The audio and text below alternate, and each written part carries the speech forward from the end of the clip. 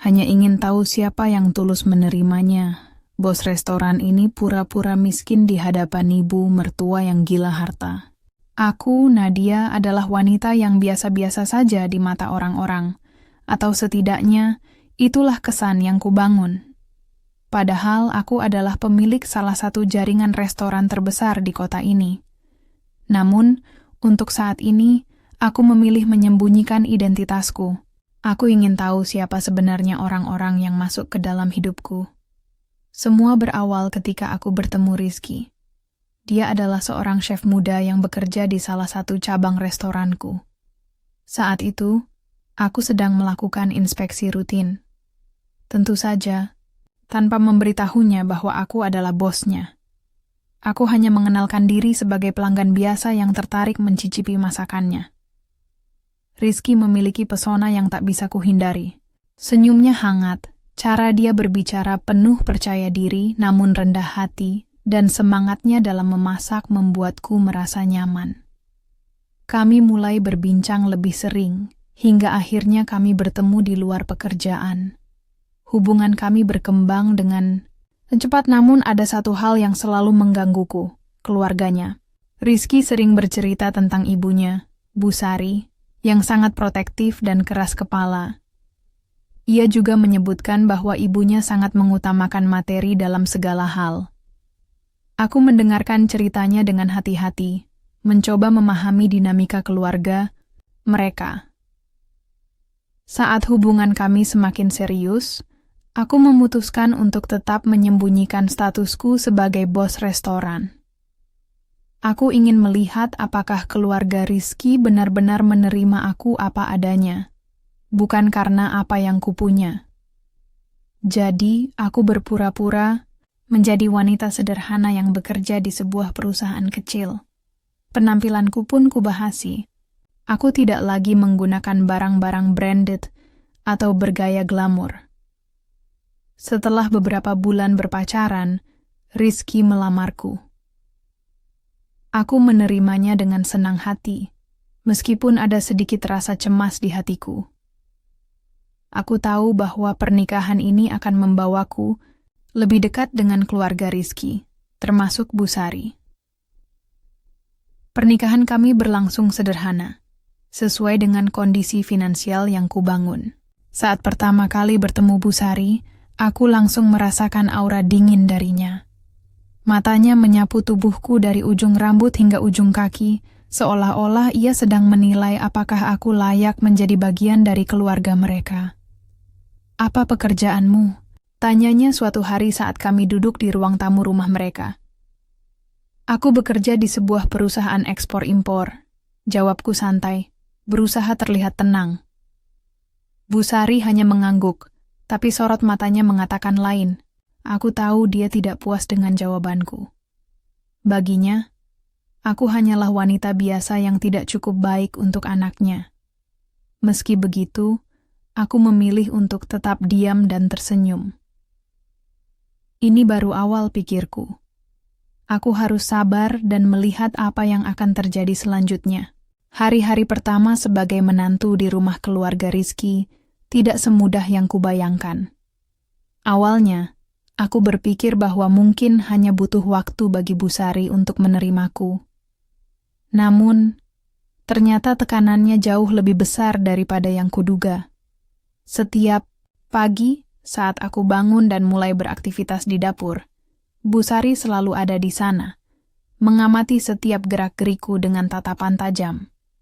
Ia seringkali memberikan komentar pedas tentang cara memasakku, meskipun sebenarnya aku adalah ahli dalam hal ini.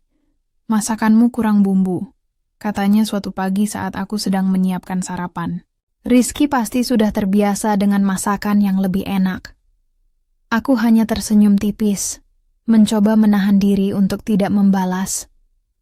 Aku tahu dia hanya mencoba menguji kesabaranku. Tapi di balik senyum itu, ada rasa marah yang perlahan-lahan membara. Aku ingin sekali membuktikan siapa aku sebenarnya, tapi belum waktunya. Selain soal masakan, Bu Sari juga sering mengomentari penampilanku. Setiap kali aku mengenakan pakaian sederhana atau tidak menggunakan aksesori yang mencolok, ia selalu berkata, "Kamu harus lebih rapi kalau mau keluar rumah.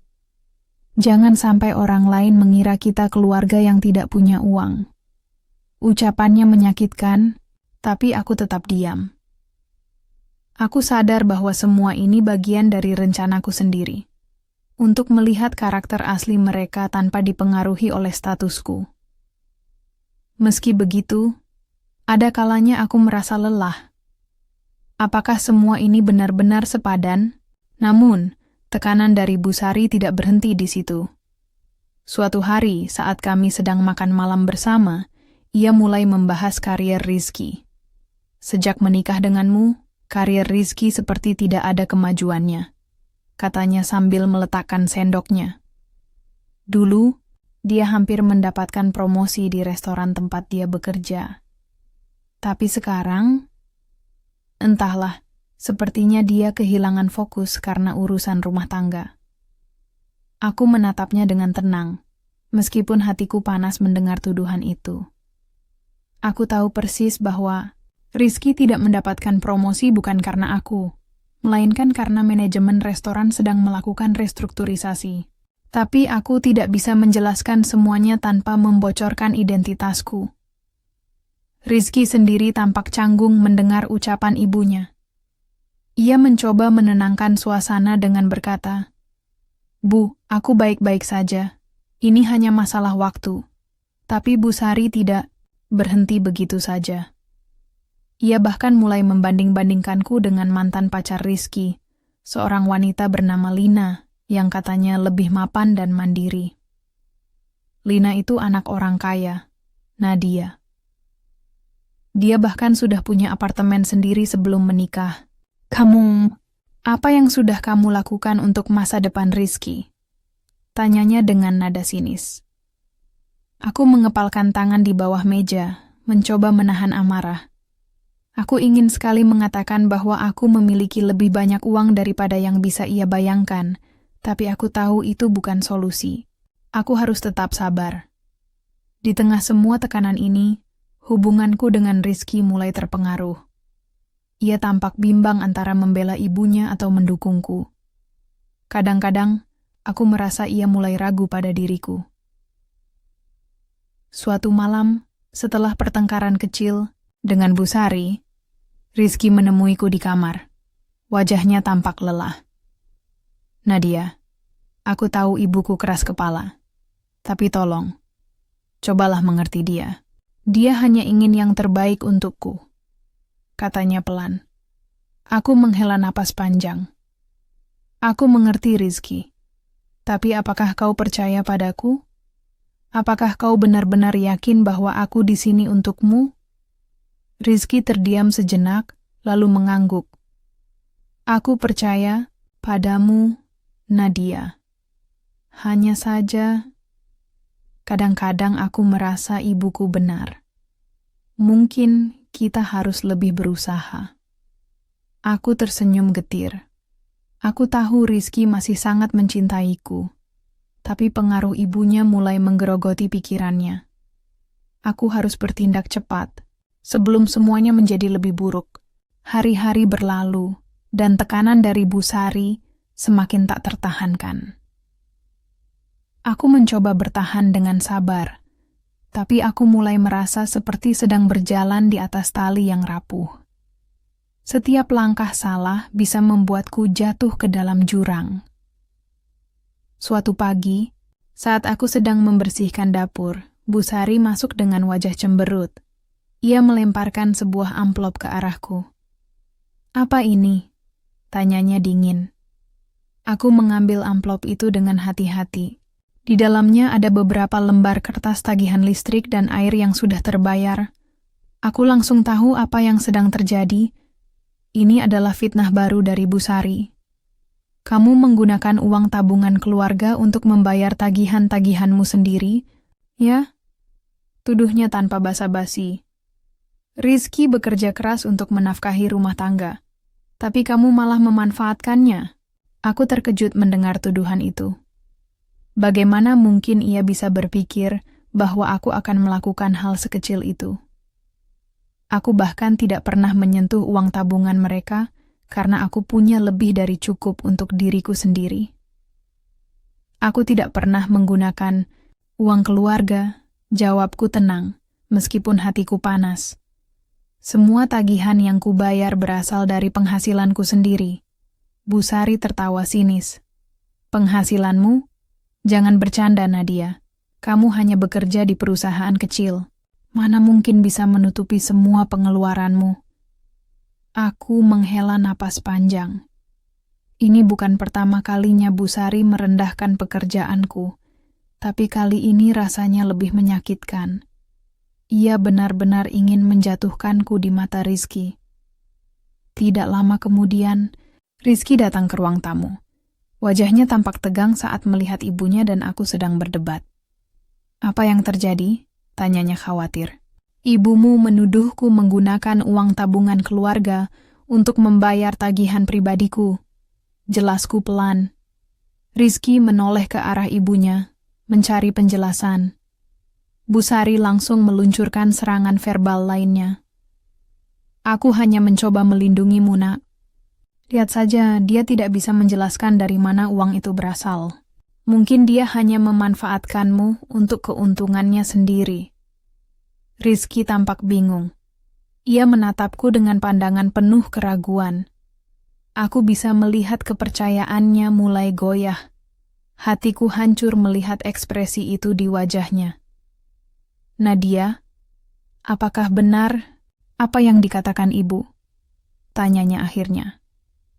Aku menatap matanya, mencoba mencari kepercayaan yang selama ini kami bangun bersama. "Rizky, aku tidak pernah memanfaatkanmu atau keluargamu. Aku punya uangku sendiri.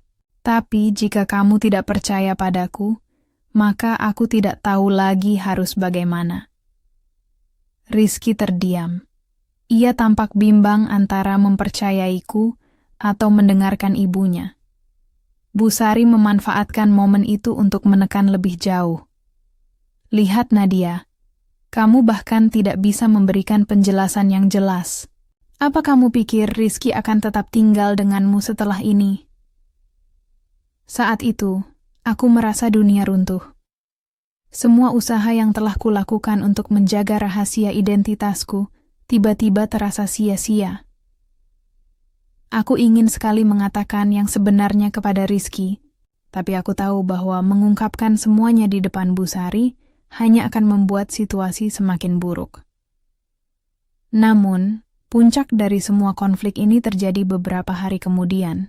Suatu sore, saat aku sedang bekerja di restoran. Tentu saja tanpa sepengetahuan keluarga Rizky. Ada masalah kecil di dapur.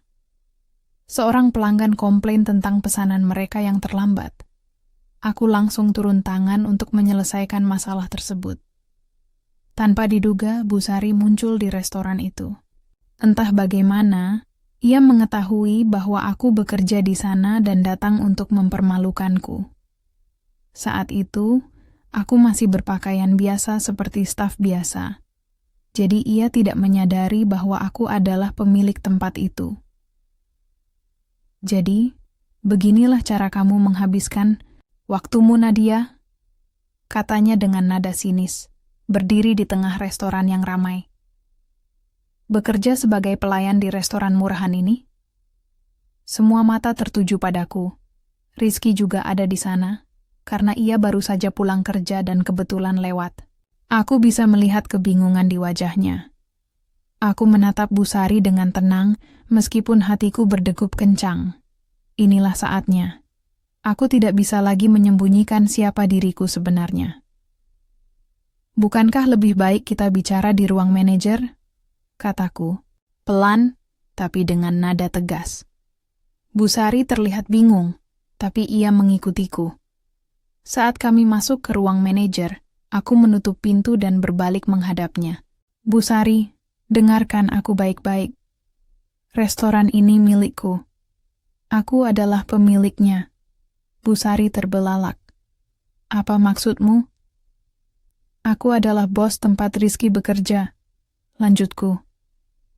Selama ini, aku menyembunyikan identitasku agar bisa melihat karakter asli keluargamu.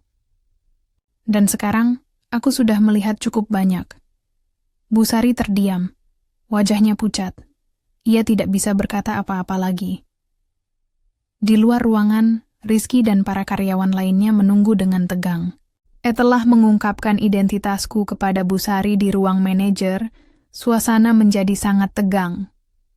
Ia terdiam selama beberapa detik yang terasa seperti berjam-jam. Wajahnya pucat pasi, matanya melebar karena keterkejutan dan rasa malu yang mendalam. "Jadi, kamu pemilik restoran ini?" Tanyanya dengan suara gemetar. Seolah-olah ia tidak bisa mempercayai apa yang baru saja aku katakan. Aku mengangguk pelan. "Ya, Bu Sari. Aku adalah bos tempat Rizky bekerja.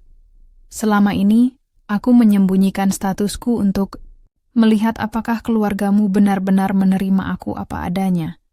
Bukan karena siapa aku atau apa yang kupunya." Bu Sari tampak bingung, marah, dan malu secara bersamaan. Ia mencoba menutupi perasaannya dengan nada defensif. "Kenapa kamu harus berbohong? Kenapa tidak langsung mengatakan yang sebenarnya?" "Aku ingin tahu karakter asli keluargamu," jawabku dengan tenang, meskipun hatiku masih berdebar-debar. Dan sayangnya, apa yang kulihat selama ini justru membuatku kecewa. Kamu selalu merendahkanku, menuduhku hanya pemanfaat, bahkan saat aku sudah berusaha sebaik mungkin sebagai istri Rizky. Bu Sari tidak bisa berkata apa-apa lagi. Ia hanya menundukkan kepala, mungkin untuk pertama kalinya dalam hidupnya merasa kalah. Namun, aku belum selesai. Aku membuka pintu ruang manajer dan melangkah keluar, diikuti oleh Bu Sari yang tampak canggung. Rizky sudah menunggu di luar. Wajahnya dipenuhi kebingungan. Para karyawan restoran juga mulai berkumpul, penasaran dengan apa yang sedang terjadi. Saat itu aku memutuskan untuk mengungkapkan semuanya kepada Rizky di depan semua orang. "Rizky," panggilku pelan, namun cukup keras untuk didengar oleh semua orang. "Ada sesuatu yang harus kamu ketahui." Rizky menatapku dengan pandangan waspada. "Apa maksudmu, Nadia?" Aku menarik napas dalam-dalam, lalu berkata, "Restoran ini milikku. Aku adalah pemiliknya. Dan selama ini, aku sengaja menyembunyikan identitasku agar bisa melihat bagaimana keluargamu memperlakukanku tanpa pengaruh statusku." Semua mata tertuju padaku, termasuk Rizky yang tampak terkejut. Ia tidak bisa berkata apa-apa selama beberapa detik, kemudian ia bertanya, "Jadi, kamu adalah bosku?" Aku mengangguk. "Ya, Rizky, aku adalah bosmu. Tapi aku juga adalah istrimu. Dan selama ini, aku mencintaimu dengan tulus, tanpa memperhitungkan apapun." Rizky tampak bingung, marah, dan terluka secara bersamaan. Ia menatap ibunya, yang tampak semakin malu dan panik. "Ibu, apakah ini benar? Apakah kamu tahu tentang ini?" Bu Sari mencoba menjelaskan, tapi suaranya terdengar lemah. Aku tidak tahu, Nak. Aku hanya mencoba melindungimu dari wanita yang aku pikir tidak pantas untukmu." "Lindungi aku?" balas Rizky dengan nada tinggi. "Kamu malah membuat masalah. Kamu selalu merendahkan Nadia tanpa alasan, bahkan menuduhnya hal-hal yang tidak benar." Bu Sari tidak bisa menjawab. Ia hanya menundukkan kepala, tampak kecil dan rapuh. Aku sendiri merasa campuran antara lega dan sedih. Akhirnya, rahasia besar ini terungkap. Tapi hubungan kami dengan keluarga Rizky pasti akan berubah drastis setelah ini. Para karyawan restoran mulai berbisik-bisik satu sama lain. Beberapa dari mereka tampak kagum, sementara yang lain tampak bingung. Namun, aku tidak peduli lagi.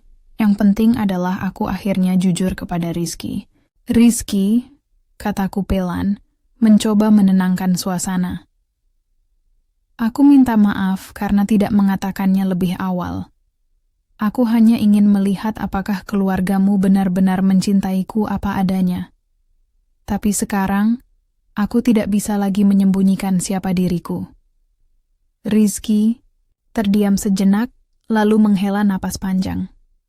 Nadia, kenapa kamu tidak memberitahuku dari awal? Semua ini bisa dihindari jika kamu jujur. Aku tahu aku salah.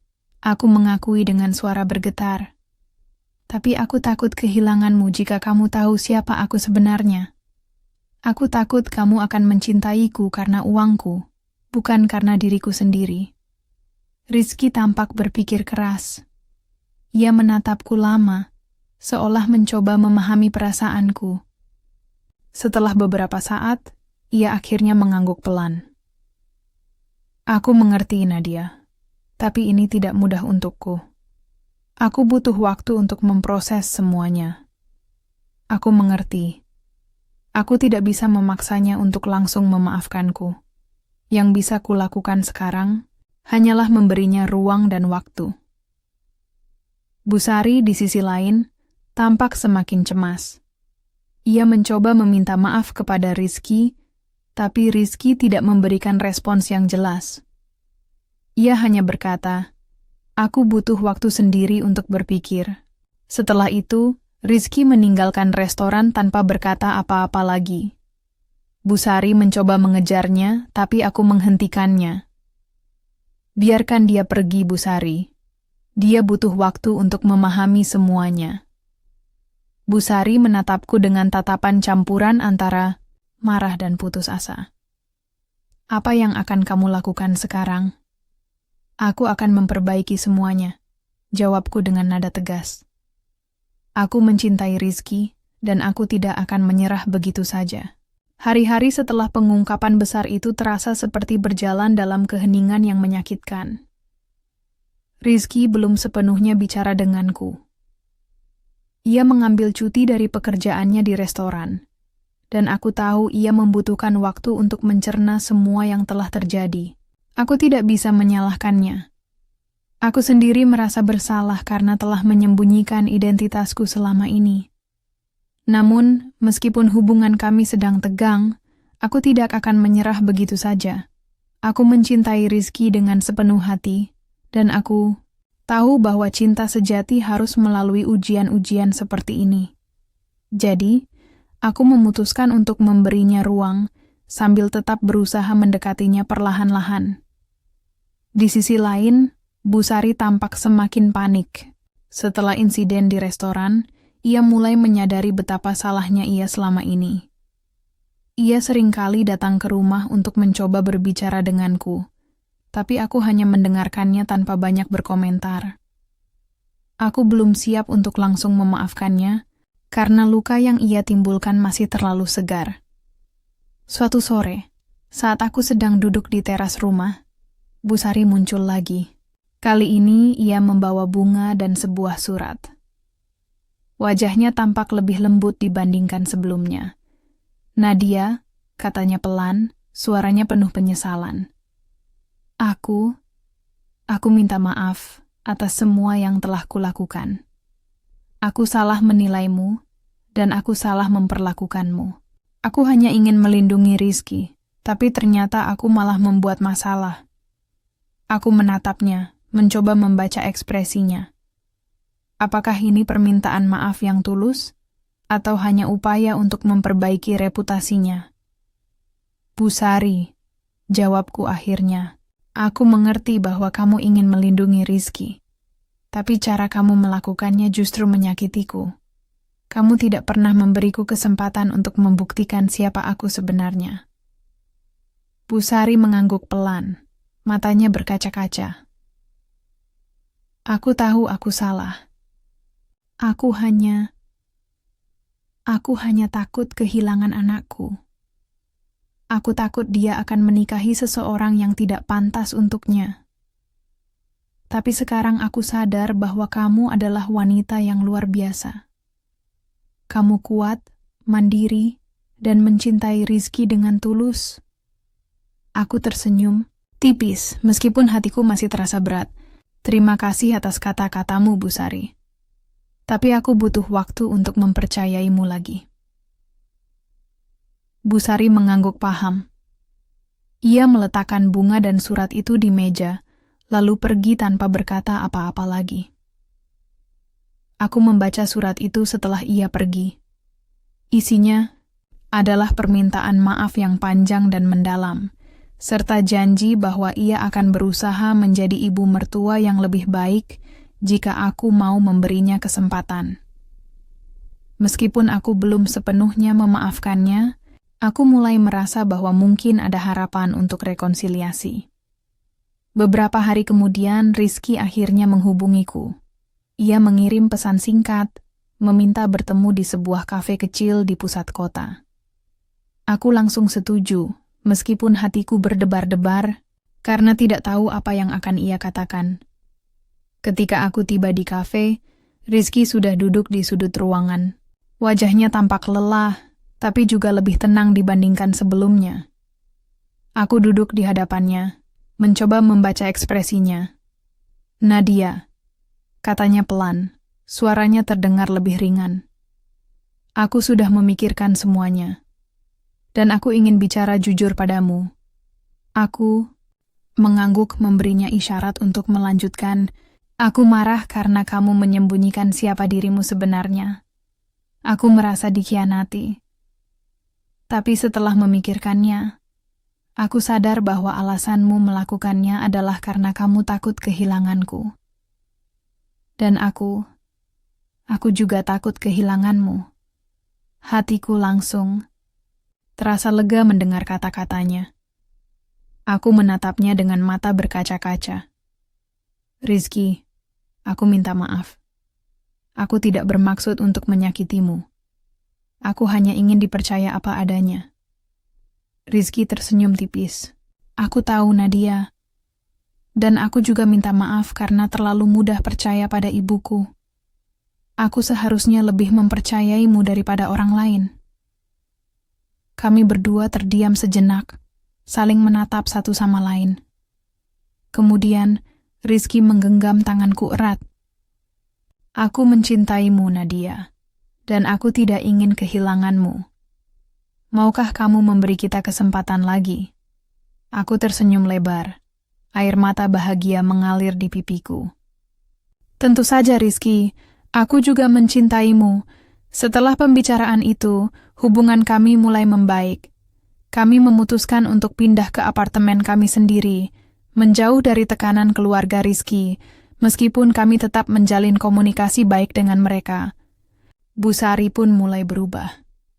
Ia benar-benar berusaha menjadi ibu mertua yang lebih baik, meskipun kadang-kadang masih ada ketegangan kecil. Restoran milikku berkembang pesat, dan Rizky mendapatkan promosi sebagai head chef di cabang utama. Kami berdua bekerja keras untuk membangun masa depan bersama, tanpa membiarkan masa lalu menghalangi langkah kami.